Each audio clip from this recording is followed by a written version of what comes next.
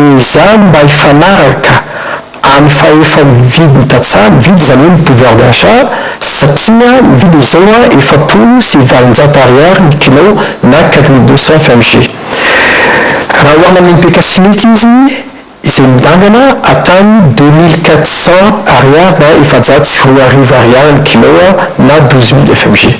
Momba ny fanofana sy ny fampahafantarana dia manatsara sy manavao fomba fiasa aram-pambolena amin'ny alalan'ny fanofana ny fampahalalana ny fomba faranao tsara indrindra zany hoe teknika mpambolena manara-penitra fampiasana azy risika ary faharoa nampafantatra sy manaparitaka ny tombotsoa azo avy amin'ny fambolena biolozika.